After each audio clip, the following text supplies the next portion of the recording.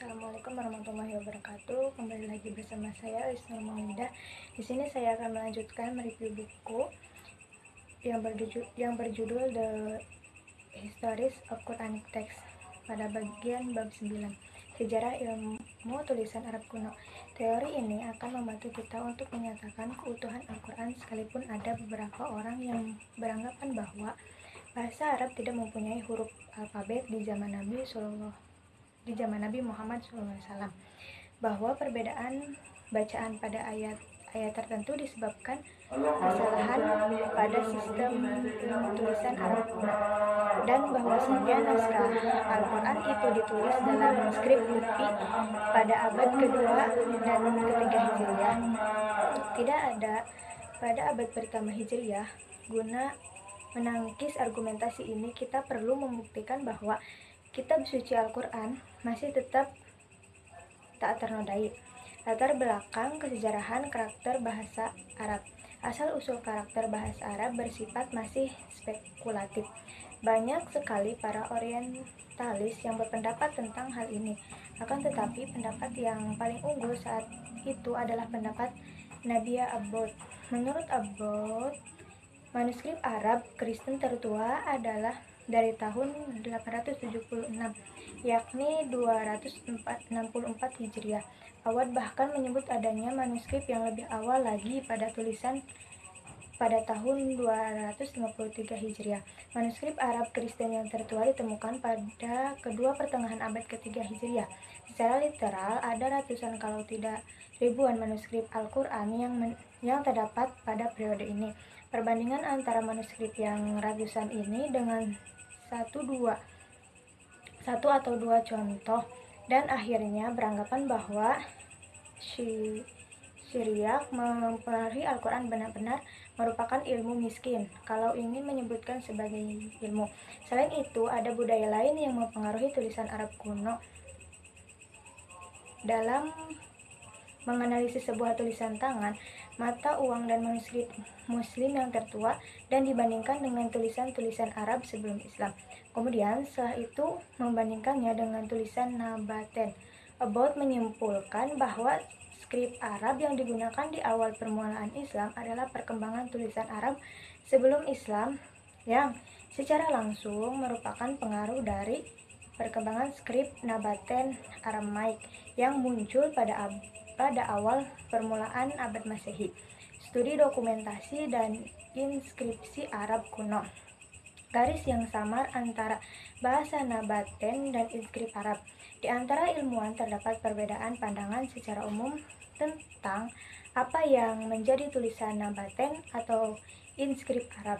Ada sebagian ilmuwan yang menyebutkan inskrip yang terakhir sebagai inskripsi Nabaten, hanya melihat teman kolega yang merevisinya sebagai inskripsi Arab, dan contoh di bawah akan dapat memberi gambaran tentang hal ini.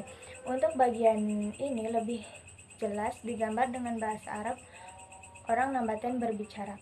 Ibu Usta mencatat pernyataan Ibnu Abbas bahwa yang pertama-tama membuat aturan gramar dan alfabet bahasa Arab tak ada orang lain melainkan Ismail. Kemudian menugaskan Ismail sebagai nabi dan rasul untuk mengajak umatnya menyembah Allah, mendirikan sholat, dan membayar zakat kepada orang miskin.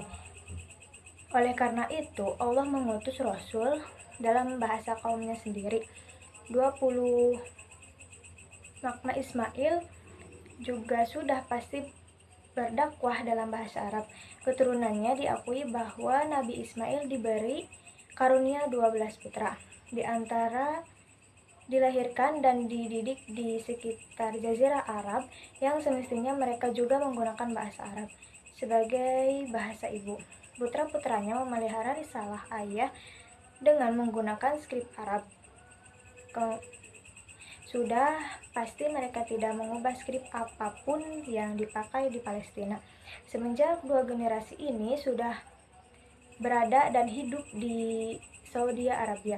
Ketika Nabat kemudian berhijrah ke arah utara, dia semestinya membawa alfabet dan bahasa Arab bersamanya. Dan keturunan inilah yang akhirnya mendirikan dinasti Nabaten. Sebelum 50 Masehi. Kemunculan beberapa skrip dan masalah penanggalan mushaf kufi. Perubahan yang cepat pada skrip Arab, seperti kita jumpai karakter garis tajam dan bulat tersambung, berkembang bersama dengan perkembangan skrip Hajazi pada tingkat awalnya. Seperti contoh batu al-Hajri tahun 31 Hijriah yang dikelompokkan oleh beberapa ilmuwan sebagai skrip kufi, dan papirus tahun 22 Hijriah Perpustakaan Nasional Australia dalam bentuk bulat bersambung. Ada beberapa contoh tentang skrip dalam pembahasan ini.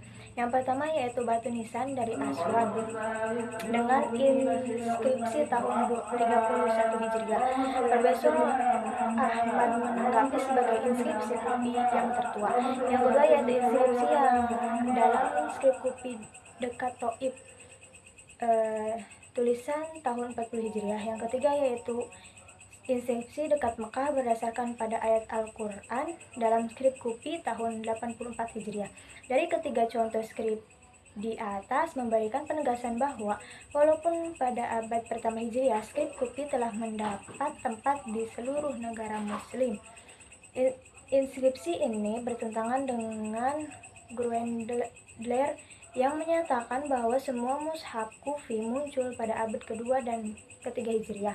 Pada pertengahan abad pertama ini sudah terkenal dan dipakai di seluruh dunia Islam, khususnya dalam bentuk logam.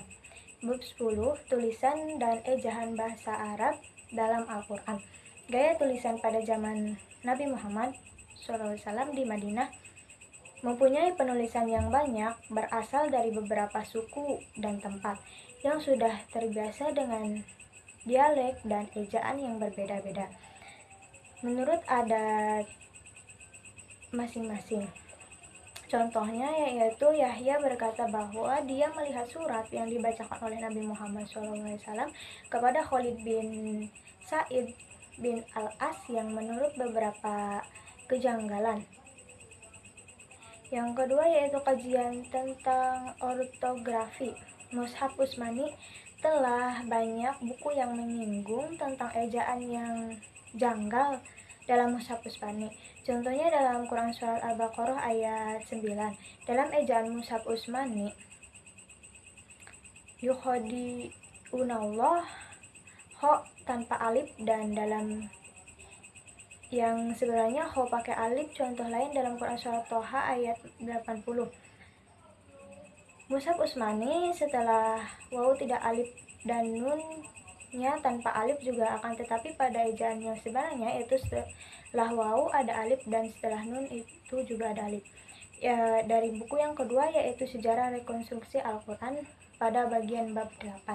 Penyempurnaan ortografi Al-Quran, karakteristik ortografi Utsmani dalam karyanya Al-Muqni fi Ma'rifah Marsum Mushafi Al-Amsar Abu Amr Al-Dani telah mendokumentasikan karakteristik ortografi Mushaf Utsmani yang menyimpang dari kaidah-kaidah ortografi yang lazim dikenal di kalangan sarjana bahasa Arab.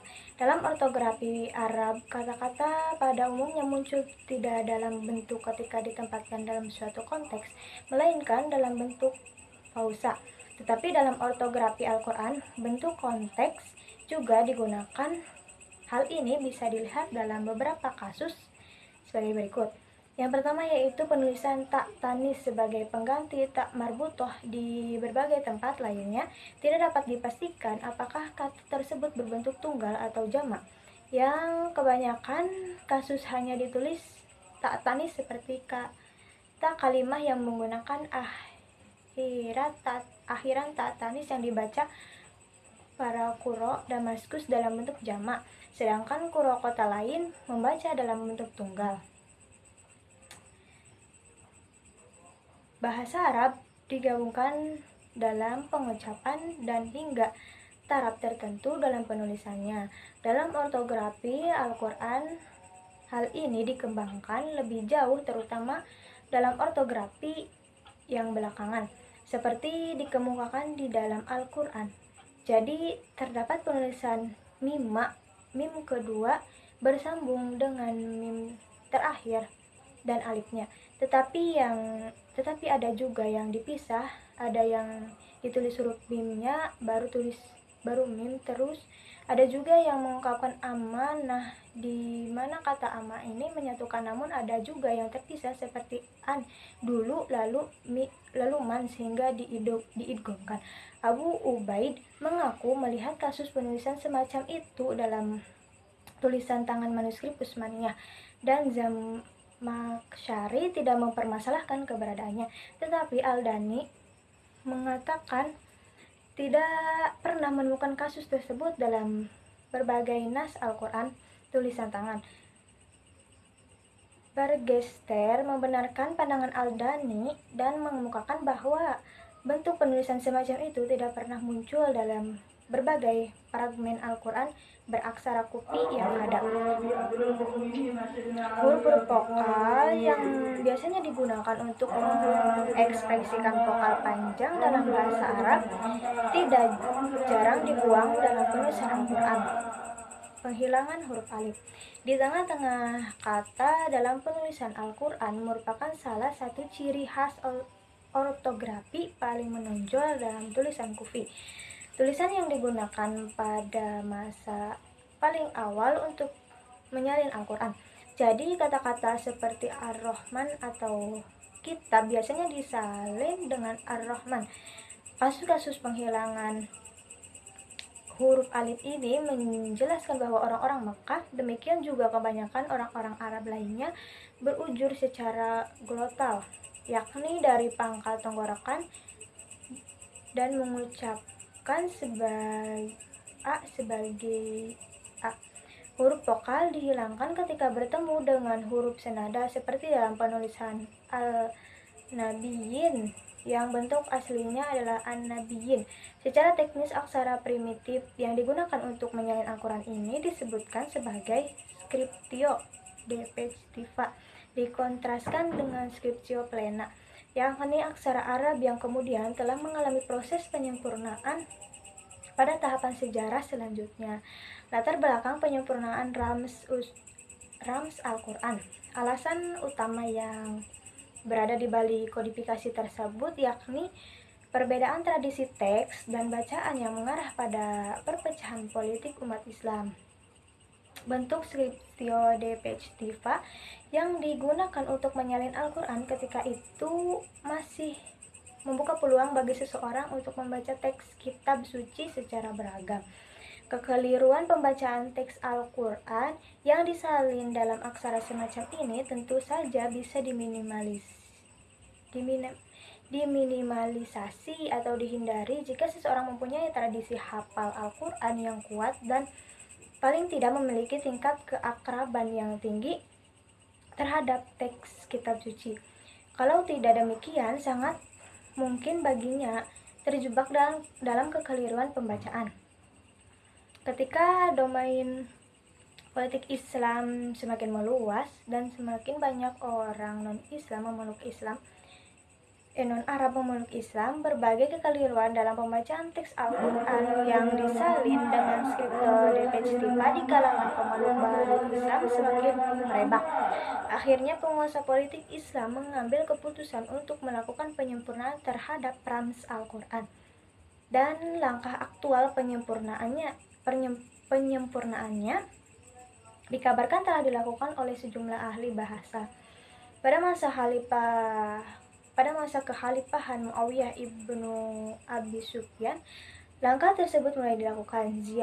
Ziyad ibnu Samiyah yang ketika itu menjabat sebagai gubernur Basrah meminta Abu al-Aswad ad-Duwali agar menciptakan tanda-tanda baca dan membubuhkannya ke dalam mushaf untuk menghindari berbagai kekeliruan pembacaan yang ketika itu semakin masif. Ad-Duwali tidak langsung mengabulkan permintaan Zaid tersebut karena ia takut sebagaimana kisah Zaid yang pertama kali mengumpulkan Al-Quran, ia takut dikatakan bid'ah. Akan tetapi ketika Adwali mendengar sendiri orang kekeliruan membaca Al-Quran, kekeliruan pembacaan dalam ayat ini terletak pada vokalisasi kata Rasuluhu menjadi Rasulihi yang mengakibatkan perubahan makna sangat substansial terhadap bagian Al-Quran. Melihat kekeliruan yang sangat fatal ini, kemudian Adwali menghadap Zaid dan menyanggupi permintaannya untuk melakukan penyempurnaan terhadap rams Al-Quran. Ia kemudian memperkenalkan tanda-tanda vokal yang penting. Pada masa kekhalifahan Abbasiyah, dikabarkan bahwa tanda-tanda vokal yang diciptakan Adwali kemudian disempurnakan lebih jauh oleh Al-Khalil Ibnu Ahmad. Sehubungan dengan tanda-tanda pembeda konsonan, dikabarkan bahwa upaya pengintroduksiannya mulai dilakukan pada masa pemerintahan Abdul Al-Malik Ibnu Marwan, Nasr Ibnu Hasim, dan Yahya Ibnu Ya'mur. Keduanya adalah murid Adwali. Kedua ahli bahasa ini kemudian mengintroduksikan titik-titik diakritis untuk perbedaan tersebut.